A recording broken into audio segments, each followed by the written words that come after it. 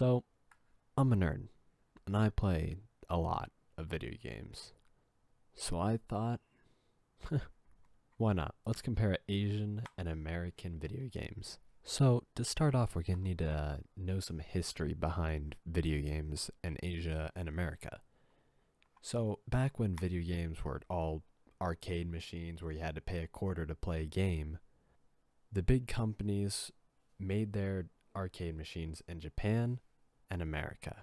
America having things like Atari, making things like Pong, Space Invaders, all those others. Well, Japan was over there with Donkey Kong, Pac-Man, pretty much all the classic arcade machines that you can think of. So, flash forward to modern times, and video games are a huge industry, with America just barely leading in video game sales, with $36 billion. China's just a little bit lower, with also $36 billion, but about zero point 0.3 off. For Japan, you have to remember that Japan mainly sells video games to themselves. They make games for the Japanese to be played by Japanese.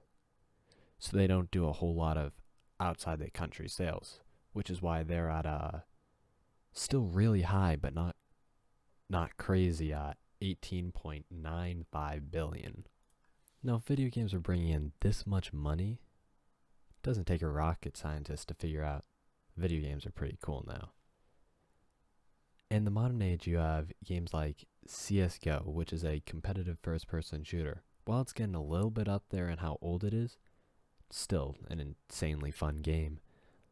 It's a completely different game from games like Space Engineers, which you fly around the solar system building insane spaceships. Like, you can build anything you want into a spaceship. Then you have games like Cuphead, which is inspired by early 30s Disney cartoons. And that game just feels completely different from the other two. It's all 2D, and you're just moving up and down and left and right fighting things. Now, if you like the look of those early 30s cartoons, you should check out this shirt from ParolaUSA.com. And if you feel like copying yourself one of these shirts, use my referral link that's down in the description. Anyway, let's start with America. America is a big producer of 3D games. Most of the games you will hear about that are American made and made by studios, not just single people, will be these big 3D games where you'll be fighting, running, building, whatever.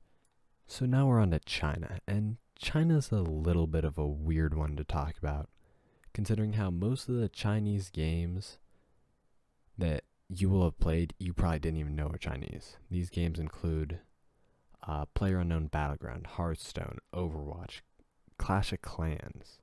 Those are all Chinese-made games that you probably never would have even thought was a Chinese game. The big games in China that are Chinese-made are only played in China.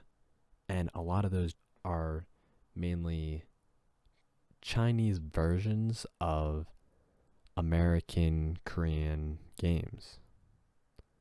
For example, they have a game which is pretty much a copy of League of Legends, but it's only played in China. Or there's this game called Crossfire, which is like a Chinese CSGO.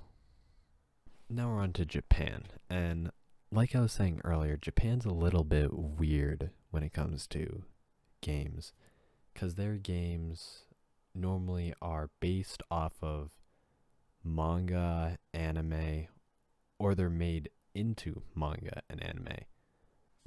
And because of that, these Japanese anime art style games just don't have the demographic outside of Japan that they do in Japan. So to really show off the differences between Chinese games, American games, and Japanese games, I'm going to show some clips from different games from those countries. So for the first game, we have Halo, specifically Halo 3.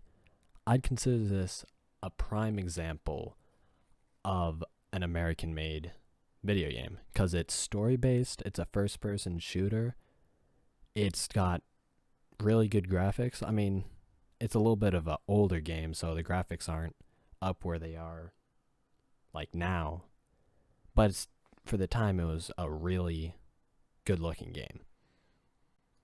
So the next game we have is a game called Bright Memory, and though it's still in early access, it is a really high quality Chinese made game. It is made by a single guy, which is crazy considering how it's known for its insane graphics.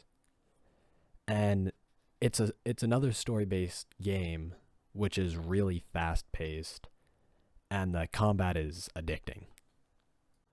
So to finish off our list, we have this Japanese game called God Eater. It is a not necessarily fast-paced, but it is a monster killing game which takes place in a dystopian future, and it's a story-based game. Now, what's interesting about this and why I chose it for this list is because it got enough popularity that it got its own anime adaptation, which you can watch on Netflix, and it's called God Eater. So this is the end of the video, but I want to leave it on a question.